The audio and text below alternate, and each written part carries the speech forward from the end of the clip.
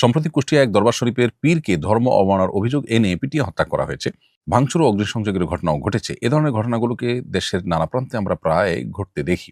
আপনার দৃষ্টিতে এসব ঘটনার মূল কারণ কি এবং একজন ধর্মীয় ব্যক্তিত্ব হিসাবে এসব সহিংসতা প্রতিরোধে সরকারের কি ধরনের উদ্যোগ নেওয়া উচিত বলে আপনি মনে করেন? যারা এ ধরনের ঘটনা ঘটায় তাদের সম্পর্কে আপনার মূল্যায়ন জানতে চাই। খুবই গুরুত্বপূর্ণ একটি প্রশ্ন। প্রিয় দর্শক, এ ধরনের ঘটনা প্রায় আমাদের দেশে শোনা যায়। এ সম্পর্কে মৌলিক কথা হলো, আমরা সবসময় বলি কেউ কোনো অপরাধ করলে সেটি যথাযথভাবে প্রমাণ হওয়া, বিচার হওয়া পর্যন্ত অপেক্ষা করার নির্দেশনা ইসলাম আমাদেরকে দিয়েছে। প্রত্যেকটা অপরাধের বিচার যার যার মতো করে যদি আমরা করতে শুরু করি এবং নিজের কাঁধে যদি বিচারের দায়ভার তুলে নেই, তাহলে সেক্ষেত্রে সমাজ বিশৃঙ্খল হবে এবং একজনের মধ্যে আরেকজন অপরাধী হবে। তার অপরাধটা প্রমাণিত হওয়ার বিষয় থাকতে পারে, তার কোনো ওজোরের বিষয় থাকতে পারে, আরো অনেক ইস্যু সেখানে থাকতে পারে। অতএব শরিয়া এভাবে কারোর বিচারের দায়ভার নিজের কাঁধে তুলে নেওয়ার নির্দেশনা আমাদেরকে দেয় না। এ ব্যাপারে আমাদের সর্বোচ্চ সতর্ক থাকতে হবে। এই কথা আমরা সবসময় বলে আসছি এবং এক্ষেত্রে আমরা একই কথা বলবো। তবে এখানে মৌলিক একটা বিষয় আমাদেরকে মাথায় রাখতে হবে, সেটি হলো এ জাতীয় বিচার বহির্ভূত যে সমস্ত অনাকাঙ্ক্ষিত ঘটনাগুলো ঘটে থাকে, সেগুলো সাধারণত ঘটে তখনই যখন সমাজের বিচার ব্যবস্থা এবং আইন এবং শাসনের প্রতি মানুষের আস্থার ঘাটতি দেখা যায়।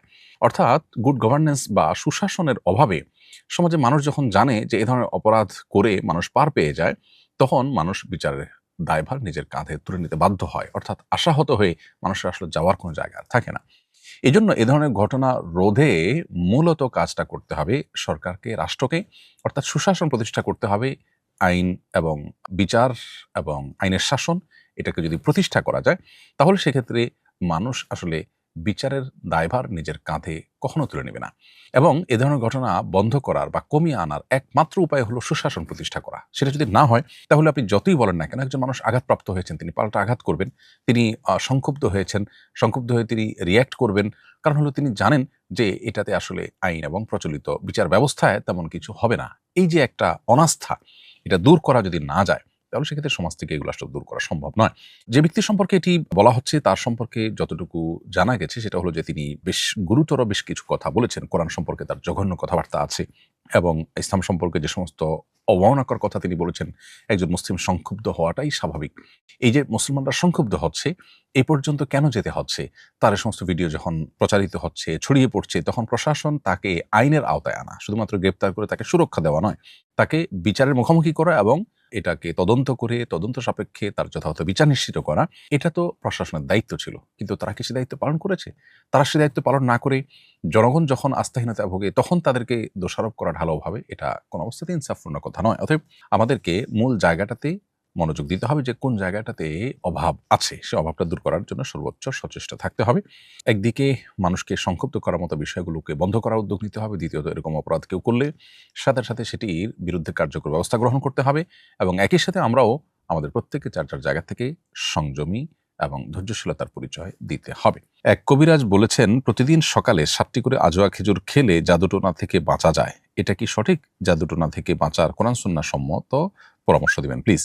এ বিষয়ে বুখারী মুসলিম একযোগে বর্ণনা করেছে যে নবী করিম সাল্লাল্লাহু আলাইহি ওয়াসাল্লাম ইরশাদ করেছেন, মান তাসাব্বাহা বিসাবঈ তামারাতিন আজওয়াতান লাম ইয়াদুররুহু যালিকাল ইয়াওম সামুন ওয়ালা সিহর।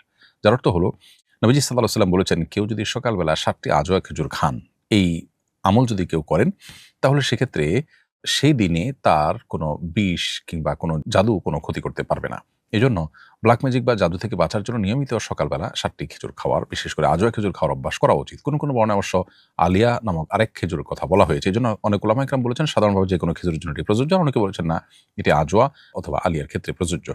যাই হোক, এটি একটি আমল যেটি আমাদের ব্ল্যাক ম্যাজিক থেকে বাঁচার জন্য আমরা করব। এর বাইরে সকাল সন্ধ্যার যে দোয়াগুলো আছে সেগুলো এবং আইয়ামে 20 বা চাঁদের 13, 14, 15 এই 3 দিনের রোজাও মানুষকে ব্ল্যাক ম্যাজিক এবং বদনজর ইত্যাদি থেকে বেঁচে থাকতে সাহায্য করে আল্লাহ তাআলার অনুগ্রহে। এবং সেই সাথে এই জাতীয় ক্ষয়ক্ষতি থেকে বাঁচার জন্য বেশ কিছু হারাম, যেমন মিউজিক শোনা, তারপরে আপনার যৌনতা সংশ্লিষ্ট যে গুনাহগুলো আছে সেগুলা করা, এই জাতীয় বিষয়গুলো সাধারণত ব্ল্যাক ম্যাজিকের পথকে সুগম করে দেয়। আপনি যদি এগুলো থেকে বাঁচতে চান, তাহলে সেক্ষেত্রে এই ধরনের গুনাহ যেগুলো কথা বললাম, এই জাতীয় গুনাহগুলো থেকে বেশিরভাগ বেঁচে থাকা দরকার। ঘরে কোনো প্রাণীর ভাস্কর্য ইত্যাদি রাখা বা কোনো প্রাণীর ছবি অঙ্কন করে রাখা বা ঝুলিয়ে রাখা, প্রকাশিত করে রাখা, এই বিষয়গুলো ব্ল্যাক ম্যাজিকের জন্য সহায়ক পরিবেশ নিশ্চিত করে। এজন্য এগুলোকে অ্যাভয়েড করা উচিত। ইনশাআল্লাহ বিদিন আশা করা যায় আমরা যদি বহুবিধ প্রচেষ্টা অব্যাহত রাখি তাহলে সেক্ষেত্রে শত চেষ্টা করেও ইনশাআল্লাহ ব্ল্যাক ম্যাজিকের মাধ্যমে বা সেহরের মাধ্যমে জাদুটোনার মাধ্যমে আমাদেরকে ক্ষতি কেউ করতে পারবে না। আল্লাহ তাআলার কাছে আশ্রয় প্রার্থনা করা দরকার, আত্মরক্ষামূলক সুন্নাহসম্মত আমলগুলো করা দরকার এবং এর মধ্যে 7টি খেজুর খাওয়া বলুন, সকাল সন্ধ্যা দোয়া করা বলুন, সূরা বাকারার তেলাওয়াত বাসায় চালু করে রাখা বলুন এবং শয়তানের প্রবেশের পথগুলো ব্ল্যাক ম্যাজিকের কাজ করার যে উপায়গুলো সেগুলোকে অকার্যকর করবার জন্য এবং সেগুলো থেকে আত্মরক্ষার জন্য এই যে প্রাণীর ভাস্কর্য ছবি থেকে বেঁচে থাকা, মিউজিক থেকে বেঁচে থাকা এবং যৌনতা সংশ্লিষ্ট যে গুনাহগুলো আছে সেগুলো থেকে বেঁচে থাকা, এগুলো আমাদের সেফটি বেল্টের মতো কাজ করে। ইনশাআল্লাহ বিদিনিল্লাহ আশা করা যায় এগুলোর মাধ্যমে আল্লাহ তাআলা হেফাজতে রাখবেন। ঈমানের সাথে মৃত্যু হওয়ার কি কোনো আমল আছে জানাবেন প্লিজ। ঈমানের সাথে মৃত্যু হওয়ার জন্য অনেক আমল আছে। সবচেয়ে বড় আমল হলো ঈমান আনয়ন করা এবং আত্মশুদ্ধি করা। অর্থাৎ নিজেকে পরিশুদ্ধ করবার চেষ্টা অব্যাহত রাখা হলো ঈমানের মৃত্যুর সবচেয়ে বড় এবং সবচেয়ে সাধারণ এবং কমন উপায়।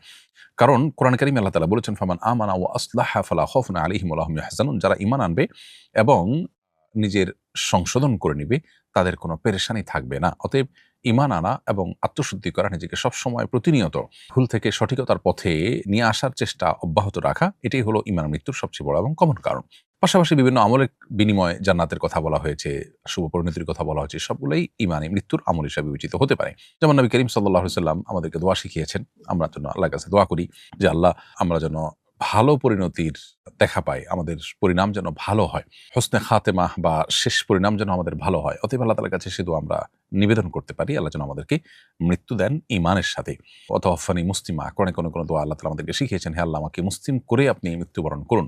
তো সেই দোয়াগুলো আমরা আল্লাহর কাছে নিবেদন করতে পারি। এর মাধ্যমে আশা করা যায় যে আমরা ঈমানের মৃত্যু লাভ করব। এর পাশাপাশি নবী করিম সাল্লাল্লাহু আলাইহি ওয়াসাল্লাম এবং আনসার এবং মুহাজির সাহাবীদের আদর্শ যদি কেউ ধারণ করেন, তার ফলশ্রুতিতেও ঈমানের মৃত্যু লাভ হওয়ার সম্ভাবনা এবং সুযোগ রয়েছে। আল্লাহ তাআলা বলেছেন, ওয়াস-সাবিকুনাল আউয়ালুনা মিনাল মুহাজিরিন ওয়াল আনসার ওয়াল্লাযিনা ইত্তাবাউহুম বিইহসানিন রাদিয়াল্লাহু আনহুম ওয়া রাদু আনহু ওয়া আ'আদ্দা লাহুম জান্নাতিন তাজরি তাহতাহাল আনহারু খালিদিনা ফিহা যালিকাল ফাওজুল আযীম। যার অর্থ হলো যে পূর্ববর্তী মুহাজির এবং আনসার সাহাবী এবং যারা তাদের পরবর্তীতে ভালো কাজ কর্মের মাধ্যমে তাদের অনুসরণ করেছে, তাদের অনুকরণ করেছে, এই উভয়ের উপর আল্লাহ তাআলা সন্তুষ্ট এবং তাদেরকে আল্লাহ তাআলা জান্নাতে প্রবেশ করাবেন। অতএব আশা করা যায় যে আমরা যদি নবী আলাইহিস সালাম এবং মুহাজির এবং আনসার সাহাবীদেরকে অনুসরণ করি, তাদের আনুগত্য করি, নেক আমলের ক্ষেত্রে তাদের ফলো করি, তাহলে ইনশাআল্লাহ বিইذনিল্লাহ সেটি আমাদের জান্নাতে যাওয়ার কারণ হতে পারে এবং সেটি আমাদের ঈমানের মৃত্যুর কারণ হতে পারে। যেহেতু জান্নাতে যাওয়ার ওয়াদা করা হয়েছে, ঈমানের মৃত্যু তার জন্য অবশ্যই আবশ্যক। সেজন্য ঈমানের মৃত্যু এখান থেকে হতে পারে ইনশাআল্লাহ তাআলা। আস-সুন্নাহ ফাউন্ডেশন, উম্মার স্বার্থে সুন্নাহর সাথে।